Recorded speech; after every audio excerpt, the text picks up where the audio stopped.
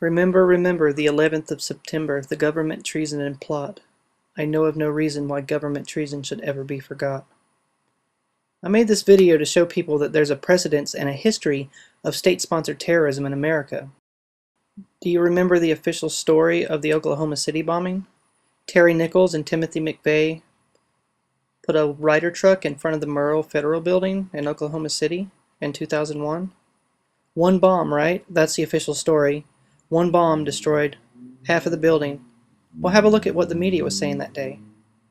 Appears to be the Oklahoma County Bomb Squad. It's their bomb disposal unit, essentially, is what it is, and it is what they would use to, if the report that we gave you just a few moments ago turns out to be correct, that they have found a second explosive device of some kind inside this building. They'll back that trailer down there, and the bomb squad folks will go in, and they will use that that trailer. You see the bucket on the back there, sort of, this is how they would transport the explosive device away from this populated area to try to do something with it. Confirmed through federal authorities that a second bomb has been found inside that federal building in Oklahoma City. It was an explosion at 9 o'clock this morning that did that damage you're looking at right there, blowing off the entire north face of that building.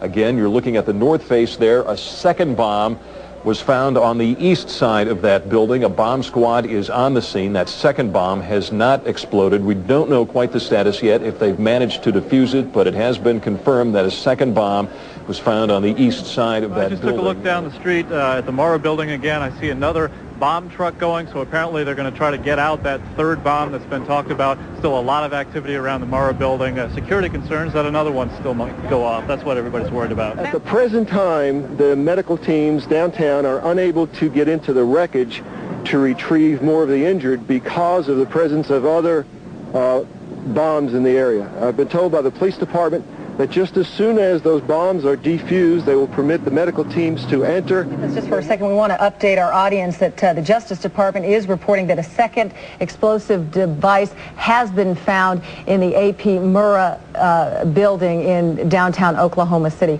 Mike, you're still with us, aren't you? Yes, I am, and I might tell you in addition to that, that in fact what we were told at the scene a few minutes ago was that in fact two different explosive devices were found in addition to the one that went off. So a total of three. A total of three, and of course then there was mass confusion whenever there were hundreds of spectators in the area, and when they heard that there were other bombs in the building, people were running from the area in the opposite direction as fast as they could. Utter devastation that one explosion caused, because here's now what we are starting to learn about the succession, or what someone obviously hoped would be a succession of explosions. The first bomb that was in the federal building did go off. It did the damage that you see right there.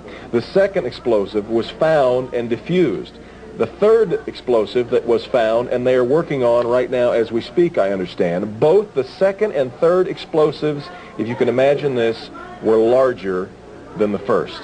So try to imagine two or threefold happening what we've already seen there. It is just incredible to think that there was that much heavy artillery that was somehow moved into the downtown Oklahoma City. President Clinton just called Frank Keating, Governor Frank Keating, and he says that 3 FBI anti-terrorist teams are en route to Oklahoma City. Right now, they are saying that this is the work of a sophisticated group. This is a very sophisticated device, and it has to have been done by an explosives expert. Obviously, you talk about the second bomb that was found. Devin told us earlier, we got information that the second and third bomb were bigger than the one that was detonated. 1,200 pounds of explosives in that first one that went off. The second and third devices that were found were actually larger than that. So you can undetonated bombs that were found that were bigger than the device that exploded.